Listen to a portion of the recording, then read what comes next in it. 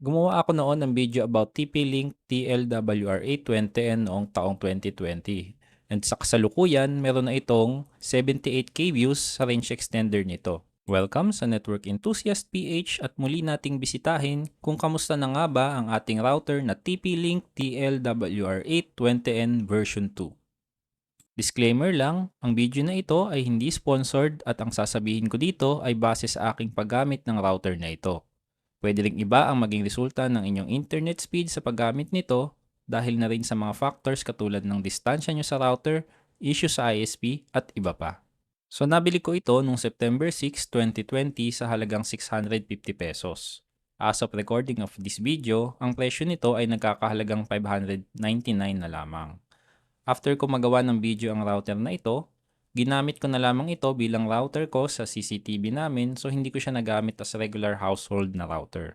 Pero despite na hindi siya nagamit as regular router sa aming network, surprisingly after 3 years maganda pa rin naman yung performance niya nung sinubukan kong muli. So yung mga nagustuhan ko sa kanya ay yung kanyang antena ay mas movable compared sa ibang router sa ganitong price range. Hindi rin blinking yung type ng indicator lights nito. Small form factor din ang design nito kagaya ng sa Mercusys.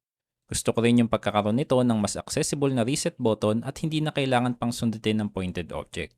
Yun nga lang, yung reset button niya ay yun din ng kanyang WPS button.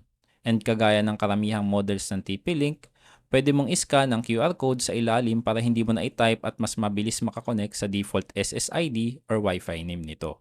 Wall mountable din ang router na ito para sa mas maayos na deployment ng router sa mas preferred nyo na paglalagyan. At ang pinakagusto ko sa lahat, sa kanyang price range ay napaka-versatile nito dahil kaya niya maging range extender, WISP at access point. And kung gusto nyo namang i-manage through app ay pwede rin naman through TP-Link Tether app.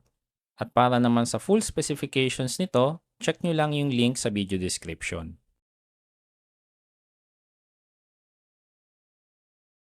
Sa performance naman niya, yung aking TP-Link TLWR820N ay kap lamang sa speed na 25 to 26 Mbps. And take note na ang aking internet speed ay 100 Mbps. Nung tinest ko naman yung range, pag nasa 35 meters ka na ng layo mula sa router na ito, ay makakaranas ka na ng matinding pagbagal at pagkabawas ng kanyang internet speed. Sa gaming naman, okay naman yung ping as long as nasa or within 10 meters ka ng range ng router na ito. Pero during clashes sa match, nagkakaroon na ako ng ping spikes at nakakaranas ng lag sa laro.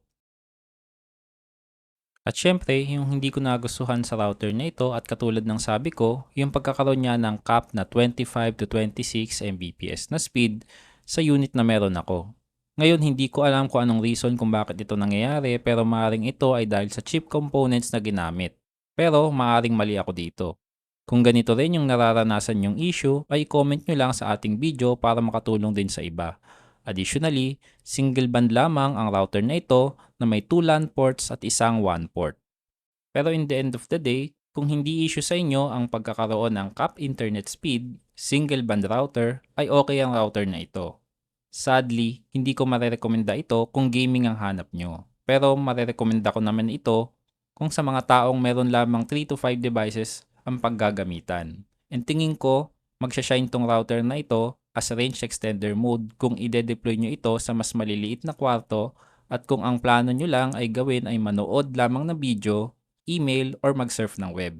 And sa sitwasyon na hindi nangangailangan ng mas mabilis na internet speeds.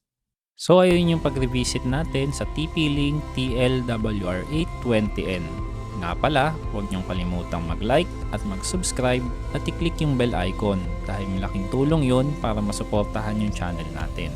Salamat sa panonood.